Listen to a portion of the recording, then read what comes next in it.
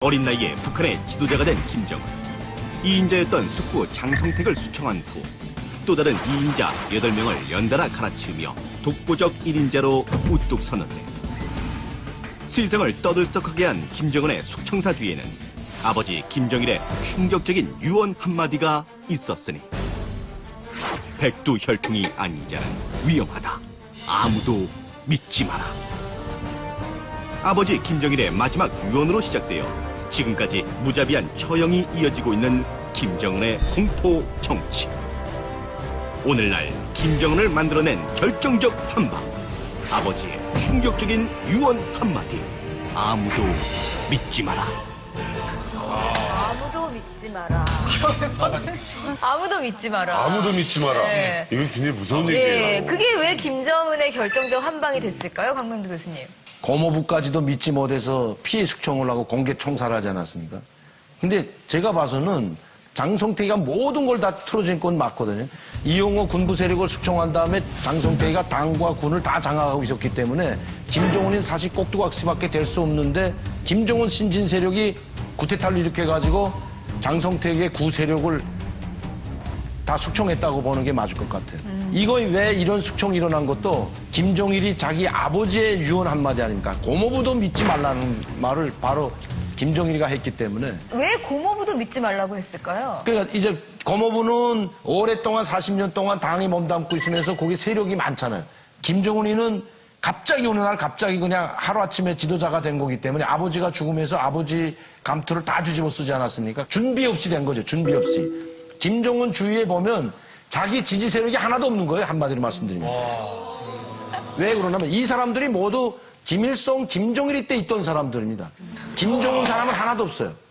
그러니까 자기 주위에 돌아보면 아무도 없기 때문에 실제 이 사람들이 자기한테 충성을 하는지 안 하는지 자기도 믿음이 없는 거죠. 신뢰도 없고. 영의정, 자의정 다 그렇죠. 네. 그러니까 김정일의 입장에서는 김정은이가 나이가 어리잖아요. 그럼 1인자 자리를 넣을 사람이 분명히 많다고 생각을 한 거예요. 그러니까 죽으면서 누구도 믿지 마라. 이렇게 할 수밖에 없었던 상황인 것 같아요. 북한에서 이제 당 생활들 해봤겠지만 실제 노동당 생활을 해보면은요, 내 둥도 남이라는 것이 신념입니다. 내 둥도 남인 거예요. 일단 당회에 들어가면 네. 사람 보는 것이 다 나의 적입니다. 저 사람이 지금 요 회의를 끝난 이후에 상급당에 가가지고 나에 대해서 어떻게 보고할지, 그거는 귀신도 모르는 거예요. 근데 사실 사기를 당해도 우리 같은 경우도 보면 아는 사람한테 당하거든요. 그래서 사실 그거 조심하라는 얘기를 많이 하는데, 아버지가 아무도 믿지 말라고 유언을 했다고 공포 정치가 더 심해진 게 사실입니까? 예, 공포 정치가 심해질 뿐만 아니고 그게 결정적 한방이 됐냐면 장성택이 처형이.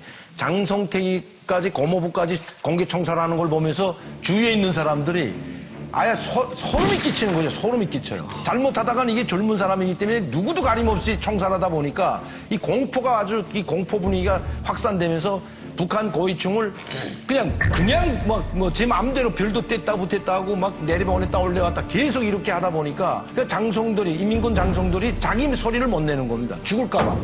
아니, 요즘번에 보시잖아요. 영상으로. 북한 조선중앙TV로 제가 있을 땐 그런 적이 단 한 번도 없었는데, 역시 장군들이 꼼짝도 못하고 그냥 굽신거릴 뿐만 아니고 발갑이 껴가지고 수용시키는 거 봐요. 맞아요. 제가 있을 땐 그런 게 상상도 못했거든요, 사실은. 김일성이나 김정일이도 해군 사령관이나 이런 해군 장군들 앞에다 세워놓고, 야, 너 수용해서 한 5km 갔다 와봐라, 이러질 않았거든요, 사실은. 조선인민군 최고사령관 김정은 동지께서 조선인민군 해군 지휘성원들의 수영능력 판정 훈련을 지도하시었습니다. 경량한 최고사령관 김정은 동지의 지도 밑에 수영능력 판정을 받은 조선인민군 해군 지휘성원들은 경량한 최고사령관 동지께서 지시하신 영일한 임무를 빛나게 관출하여 적의 푸른 바다를 철벽으로 지켜갈 불타는 맹세를 가졌습니다.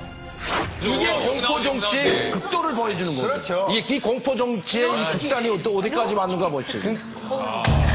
그러니까 우리 일반 주민들이 북한에서 그 무서운 공포 정치를 어떻게 받아들이고 있는지 알고 싶거든요. 당연히 북한에서는 그 공포 정치가 먹히거든요. 힘없고 빼곡한 인민들이 어떻게 당할 수가 있겠어요. 아무리 강철 같은 인간이어도 정말 총기 앞에서는 꼼짝을 못 하잖아요. 그런데 총기보다 더 강력한 권력이라는 어마어마한 무기를 갖고 있잖아요. 그 무기 앞에 누가 과연 당할 사람이 있겠어요. 네. 근데 저는 하도 당해가지고요. 이제는 그러니까 당연히 살기 위해서 앞에서는 뭐 그냥 그 정책을 받아들이는 것처럼 하지만 뒤에서는 결국 다른 국리를 할 것 같아요. 왜냐하면 어쨌든 뭐 반란을 일으키지는 않더라도 당에서 하라는 대로 다 하지는 않고 뭔가 자기 살구멍을 당연히 차지 안 그러면 다